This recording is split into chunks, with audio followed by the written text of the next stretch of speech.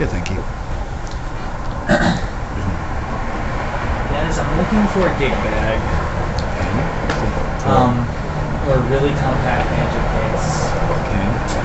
Gibson Guitars used to make these gig bags, I don't know if they still do, that are like basically envelopes. Yeah, They're like I know what you're talking about. I had one in. I just sold one of those actually just the other day. Oh really? Yeah, so they're kind of like more ubiquitous, really, instrument-wise, right? We might have something like that back there still. Yeah, I'd like to see what you've got. Yeah.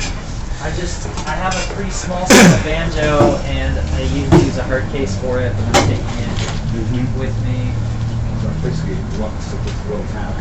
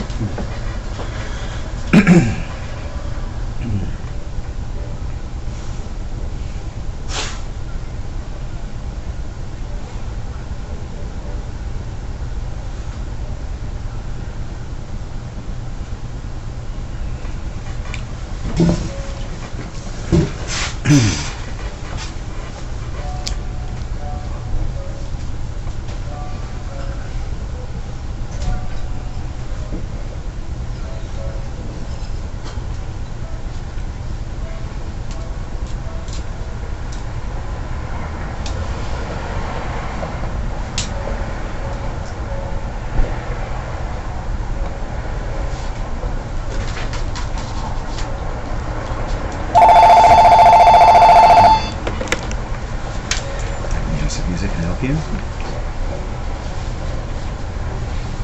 7 o'clock. 7.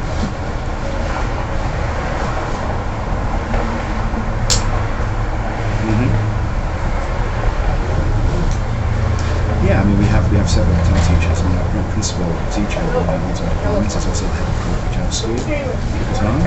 His name is Dave Creamer, and let's see, Miles Davis played on 4 albums with him, in fact.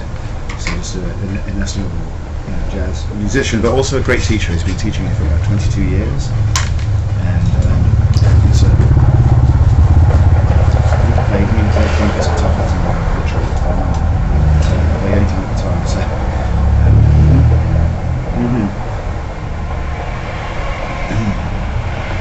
yeah, that'd be good, sure. Okay, sounds good. Thank you. You're welcome. Bye bye.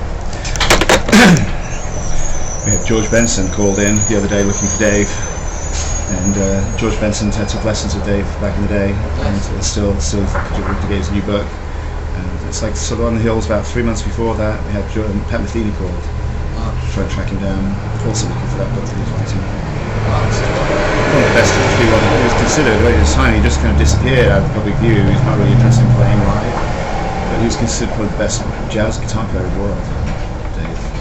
And that's not just really by like supposition. That was like what his peers were saying. If you know what I mean. Like Miles said the same thing. Pat Metheny's calling for him. I was coming out. I was like, where are they? I mean, that's why he said Pat Metheny goes. I've never seen anybody as good ever. So he said, why is he there? I have no idea. It's just basically you don't get in Dave's way, and just let him just go do his thing. You just sort of cycle through, you know. $350 drum set, huh? It's not bad actually. I was trying it out last night. The only real weakness is probably cymbals. I'm gonna feed the meter. Of course, yeah. But you know, still it's got a full complement, and for first kid, it's not bad. You know, $350. Pretty good, in fact. I assume it wasn't made in the States. No, I mean neither are the $1,000 kits these days. I know. Korean guitars are like that too. Yeah, there are some good Korean guitars, good Mexican guitars actually. I mean, Mexican Fender stuff is really good. Hello, Daniel. How you doing? Very well, thank you. Good. How are your holidays? Oh, they were uneventful, yeah. So, because like I say, Well, uneventful is this stage of our life is pretty good. yeah. I guess that's the case. Yeah. So, and that's actually on the East Coast. So she's been there since after Christmas, just there Oh, after I see. Christmas. So she'll be back, this week. So, Yes, and then how's the little one doing? he's with her too. So. Not so little anymore. 6 years old. Just turned 6 years old. Yeah. Yeah, not so little. He's getting older all the time. Yes. Yes. Well, from what she tells me, everything that's going on with him academically, he's doing great. Yeah, I mean, it's me. It's interesting because they in American schools they really push academics very much. Not early on, at least. So Yeah. it's like to me. I mean, he's learning for sure. But I don't even. It's almost like it's hard for me to even see a huge academic component to it, right? Like in England, they really push you hard on. It's more conventional, I think, in their regard. Well, conventional. What is conventional? I suppose it's not the right way of putting it. Maybe just structured, Yeah, it's maybe more structured. Yeah. So. with levels and so on. Mhm. Yeah. But I'm open-minded to it. Like, trying to see what results. I mean, if he's bilingual. I mean, that's a good thing, I suppose. He's Yes, 6 years old. that was remarkable to hear that. Mhm.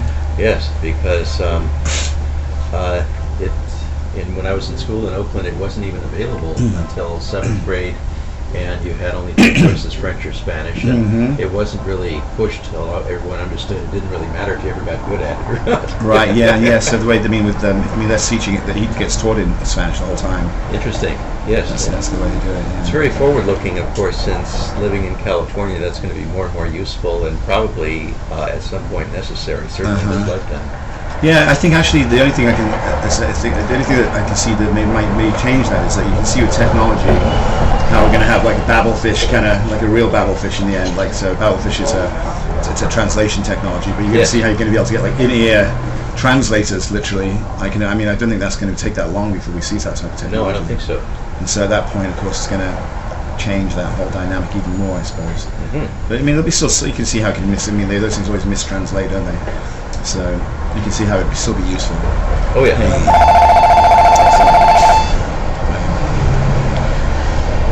Excuse me. I can use the music.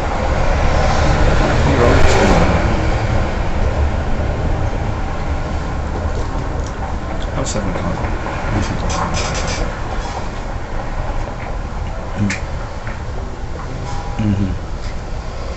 Close, yeah. Definitely. Okay.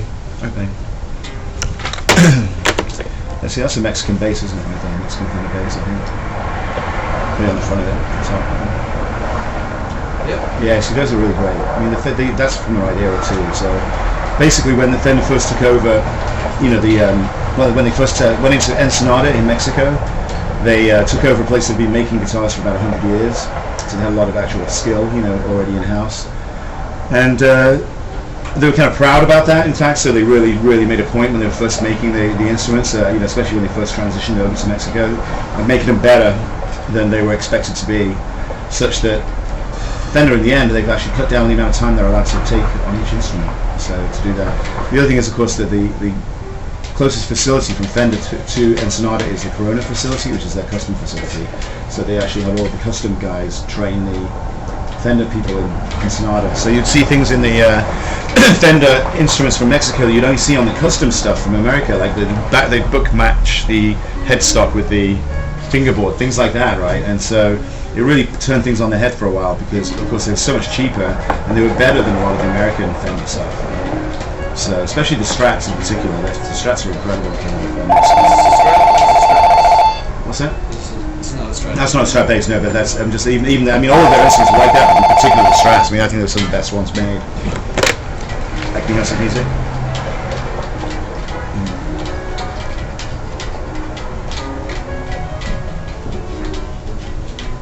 Sure.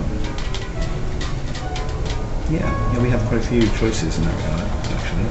So, hovering around about, starting around about, say, $100 thereabouts, and moving from there, it's actually the new instrument. And it's used, nice, maybe even slightly high quality. selection, I'd say.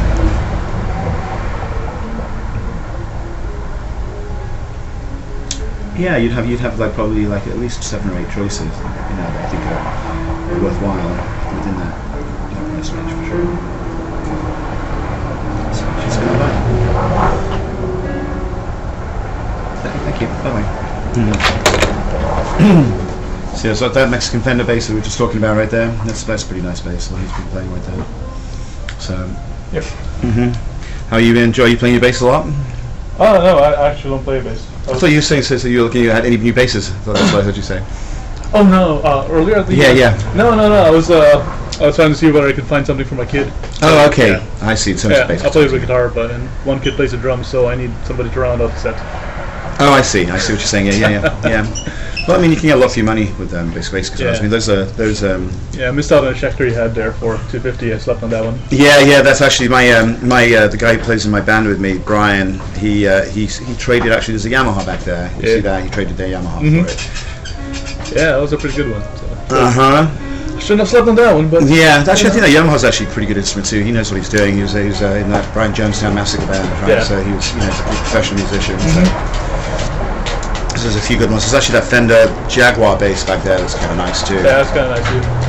I kind of hope for something short scale though. I think it is short scale, right? Is it? That Fender? Jaguar, yeah, the Jaguar's actually short scale. You're Yeah. right. Yeah, that's the only short scale one they actually did. Is it? No, I think they did a few Fender. They did quite a few different ones. Yeah. Did they? Short Oh scale? yeah. Yeah.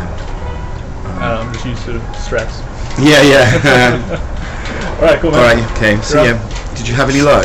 Well, you have this baby Taylor case, and then you have this really old rickety one.